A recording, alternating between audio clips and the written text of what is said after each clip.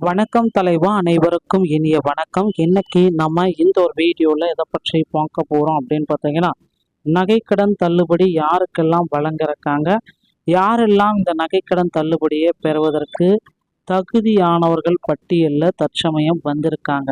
So இதை பற்றின ஒரு முழுமையான தகவல்கள் மற்றும் இந்த ஆண்டில் நகைக்கடன் தள்ளுபடியை முதல்வர் விஜய் அவர்கள் எப்பொழுது வெளியிட போகிறாரு, இந்த காணொலி தொகுப்பானது 8 பொதுத்துறை வங்கிகளில் பெறப்பட்ட 5 சவரன் வரையிலான நகைக்கடன்கள் தள்ளுபடி செய்வது குறித்து முக்கிய அறிவிப்புகளை இந்த வீடியோ விளக்கும்.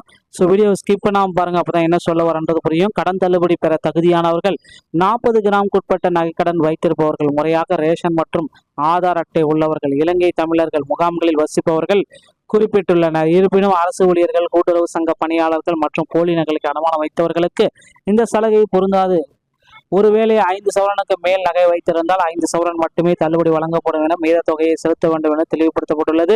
இந்த தள்ளுபடி பலன்கள் முறையாக பயனாளர்களுக்கு சென்றதை உறுதி செய்ய ரேஷன் அட்டை மற்றும் ஆதார் விவரங்கள் சரியாக இருப்பது அவசியம் என வலியுறுத்தப்படுகிறது. இறுதியில் இந்த திட்டம் தொடர்பான விரிவான தகுதி பட்டியல்கள், விதிமுறைகளை இந்த ஆதாரத்தினுடைய இந்த வீடியோவில் நம்ம பார்க்கலாம். ஸோ வாங்க வீடியோக்குள்ள போகலாம்.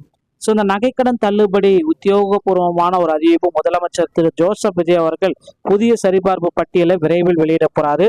8 பொதுத்துறை வங்கிகளில் 1.5% தள்ளுபடி. எவ்வளவு அப்படின்னு பார்த்தீங்கன்னா 5 சவரன், அதாவது 40 கிராம் வரையிலான நகைக்கடன்கள்.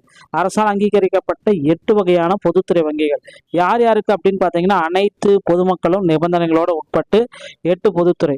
ஸோ அளவுகோடு அப்படின்னு பார்த்தீங்கன்னா 40 கிராமுக்கு உள்ளே இருக்கணும். முழுமையாக 41 கிராம் இருந்தால் கூட உங்களுக்கு தள்ளுபடி அப்படின்றது கிடைக்காது. 10 அல்லது 15 சவரன் வைத்திருப்பவர்களுக்கு என்ன நடக்கும் அப்படின்னு பார்த்தீங்கன்னா, முதல் 5 சவரனுக்கு உண்டான தொகையை உறுதியாக தள்ளுபடி செய்யப்படும். நீங்கள் கட்ட வேண்டும். மீதமுள்ள 5லிருந்து 10 சவரனுக்கு உண்டான முழு தொகையும் நீங்களே செலுத்தி கட்ட வேண்டும் அப்படின்றத குறிப்பா சொல்றாங்க. தள்ளுபடியை திறக்கும் 3 ஆவணங்கள் அப்படின்னு பார்த்தீங்கன்னா, தமிழ்நாடு குடும்ப அட்டை, தற்பொழுது வரை செல்லுபடி ஆகக்கூடிய முகவரி தமிழ்நாட்டிற்குள் இருக்க வேண்டும். ஆதார் அட்டை, நகைக்கடன் பெறும் பொழுது சரியாக வழங்கப்பட்டிருக்க வேண்டும். சரியான தரவு பொருத்தம், எந்த பிழையும் இல்லாமல் உங்களுடைய சொந்த ஆவணமாக இருத்தல் அவசியம். இந்த தவறுகள் இருந்தால் கண்டிப்பாக தள்ளுபடி கிடையாது, எண்கள் கிடையாது. கடன் பெறும் பொழுது ஆதார் எண்ணை வழங்காதவர்களுக்கும் இதுல தள்ளுபடி போயிடும். ஆள் மாறாட்டம், வேறொரு ஆவணத்தை பயன்படுத்தி கடன் பெற்றவர்களுக்கும் இதுல போயிடும். தவறான எண்களை மாற்றி அல்லது பிழையாக வழங்கியவர்களாக இருந்தாலும் இதுல போயிடும். வெளிமாநில முகவரி ஆவணங்களை தமிழ்நாட்டுக்கு பதிலாக வெளிமாநில முகவரி இருந்துச்சுன்னா அதுவும் ரிஜெக்ட் ஆகிடும். இதெல்லாம் பேஸ் பண்ணி உங்களை ரிஜெக்ட் பண்றாங்க. இவர்களுக்கு 100% தள்ளுபடி உறுதி அப்படின்னா, இலங்கை வாழ் தமிழர்கள், மறுவாழ் முகாமில் வசிக்கும் இலங்கை தமிழர்கள், குடும்ப ஓய்வூதியர்கள், தமிழக அரசின் ஓய்வூதியர்கள், அரசு பணியிலிருந்து ஓய்வு பெற்றவர்களுக்கு இந்த நகைக்கடன் தள்ளுபடி கிடைக்கும். தகுதியற்றவர்களின் பட்டியல் எப்படி? இவர்களுக்கு தள்ளுபடி கிடையாது. அரசு ஊழியர்கள், தற்பொழுது அரசாங்க வேலையில் இருப்பவர்கள், கூட்டுறவு அமைப்புகள், கூட்டுறவு சங்க ஊழியர்கள், நிர்வாக குழு உறுப்பினர்கள் மற்றும் அவர்கள் குடும்பத்தினர்கள், போலி நகை, கவரிங் நகை அல்லது போலி நகைகளை அடகு வைத்திருப்பவர்களுக்கும் இதில் நிராகரிக்கப்படுகிறார்கள்.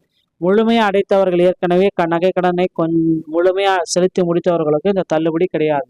இறுதியாக உங்களுக்கு சரிபார்ப்பு என்ன அப்படின்னா, உங்களுக்கு தள்ளுபடி ஆகுமாகானா 40 கிராம் 5 சவரன் உள்ளதா அப்படின்னு செக் பண்ணிக்கோங்க. தமிழ்நாட்டில் 8 பொதுத்துறை வங்கிகள் இருந்துச்சுன்னா உங்களுக்கு தள்ளுபடி கிடைக்கும். வேற ஏதாவது பேங்க்ல வச்சிருந்தீங்கன்னா கிடைக்காது. சரியான ஆதார் மற்றும் தமிழ்நாடு ரேஷன் கார்டு கண்டிப்பாக இருக்கணும். தற்பொழுது நீங்கள் கூட்டுறவு ஊழியராக இருந்தீங்கன்னா தள்ளுபடி கிடையாது. மற்றவங்களா இருந்தீங்கன்னா உங்களுக்கு தள்ளுபடி கிடையாது.